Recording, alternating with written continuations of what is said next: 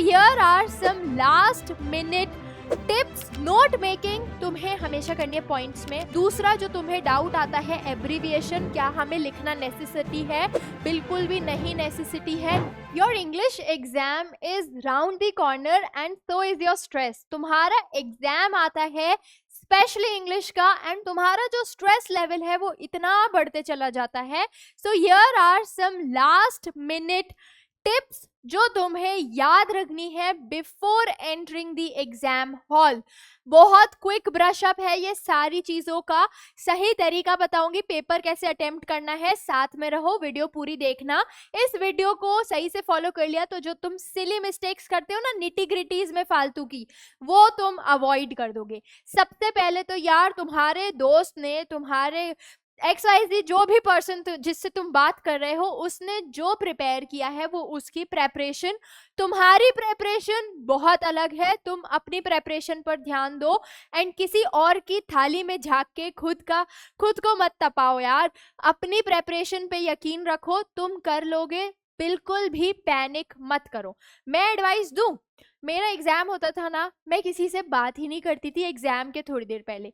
मुझे पता है मैं उससे पूछूंगी, उसने बाय चांस अगर कोई चीज बोल दी ना इधर उधर की, मेरा आती हुई चीज भी मैं गवा दूंगी, क्योंकि मुझे फिर पैनिक हो जाएगा, मैं फिर अंडर कॉन्फिडेंट हो जाऊंगी। मैं इससे पूछूं, उसको नहीं आएगा, मैं बाय चांस उसको कुछ ऐसा बोल दूं तो वो पैनिक हो जाएगा।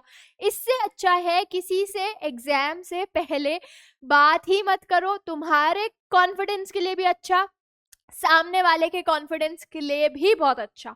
तो सबसे पहले पैनिक हमें बिल्कुल भी नहीं करना, हमें बिल्कुल भी टेंशन नहीं लेनी। हम कर लेंगे यार, एटलीस्ट हम इतना तो कर ही लेंगे कि हम एक प्रेजेंटेबल, एक अच्छा सा एक डिसेंट स्कोर ले आए। So you don't have to worry about that. आपको क्या करना है, आपको पैनिक नहीं करना है। अच्छे से डीप ब्रीथ करो, अच्छे से भगवान का नाम लो, एग्जाम हॉल में नहा धो के जाओ, फ्रेश माइंड से जाओ, अच्छा ब्रेकफास्ट करके जाओ, आई रिक्वेस्ट दिस, अच्छा नाश्ता करके जाओ, ऑटोमेटिकली आधी चीजें अलाइन होती जाएंगी। ठीक है, बात किसी से नहीं करना, ये चीज रखो। मे बी तुम उसका कॉन्फिडेंस कम कर दो, मे बी वो तुम्हारा कॉन्फिडेंस कम कर दे, तो थोड़ी बहुत कर लो, ठीक है, हालचाल ले लो, पर पढ़ाई के बारे में मत बात करो, तो वही ज्यादा बेटर रहेगा। आते हैं पढ़ाई के मामले में। अब नोट मेकिंग तुम्हें हमेशा करनी है पॉइंट्स में। मैं वापस एक छोटा सा ब्रशअप दे देती हूँ सारी चीजों का। नोट मेकिंग के क्वेश्चन में तुम बहुत ज्यादा उलझते हो। नोट मेकिंग तुम्हें करनी है पॉइंट्स में और सिर्फ पॉइंट्स में। फुल सेंटेंसेस इसमें मत लिख के आना। दूसरा जो तुम्हें डाउट आता है, एब्रीविएशन क्या हमें लिखना नेसेसिटी है? बिल्कुल भी नहीं नेसेसिटी है। नहीं आते, नहीं समझ, मत लिखो। किसी ने नहीं बोला एब्रीविएशन लिखो। एक चीज का ध्यान देना, टाइटल डेफिनेटली लिख के जाओ, वो बिल्कुल नेसेसिटी है। बाकी एब्रीविएशन में मत घुसो, कोई दिक्कत नहीं है। नोट जब भी लिखो पॉइंट्स पे लिखो। डन।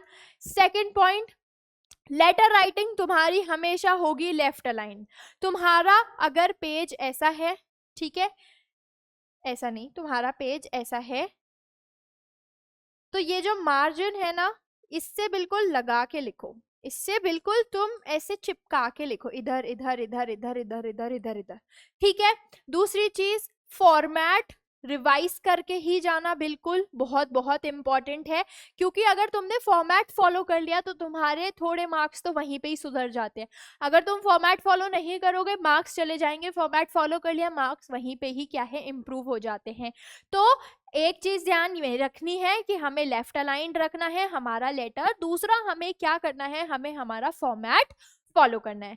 नेक्स्ट पॉइंट पे आते हैं, जब भी हमें लॉन्ग आंसर अटेम्प्ट करना है, शॉर्ट आंसर अटेम्प्ट करना है, जब भी हमें आर्टिकल राइटिंग अटेम्प्ट करनी है, हमारे पास वर्ड लिमिट दी रहती है।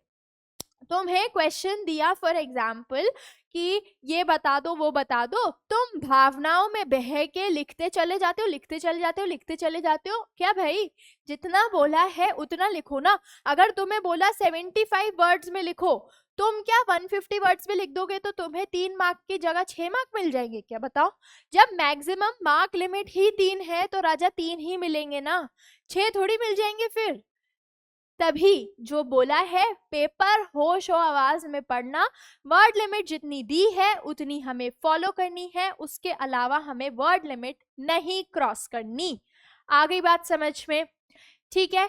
इसके बाद एक और चीज जो बहुत इंपॉर्टेंट हमारे लिए है वो ये है कि हम जब भी हमारा अनसीन पैसेज अटेंड करते हैं, अनसीन जब भी हम अटेम्प्ट करते हैं हमारा, हम ध्यान नहीं देते कि पूछा क्या जा रहा है।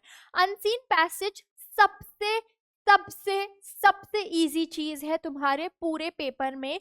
ये 10 मार्क भाई तुम्हारे अगर कट रहे हैं ना, आई एम सॉरी बट फिर तुम सही में ही रीड नहीं कर पा रहे हो, तुम में ही प्रॉब्लम है। फिर ये 10 मार्क बेटा किसी के भी आ सकते हैं, ये 10 मार्क बहुत इजी है लाना।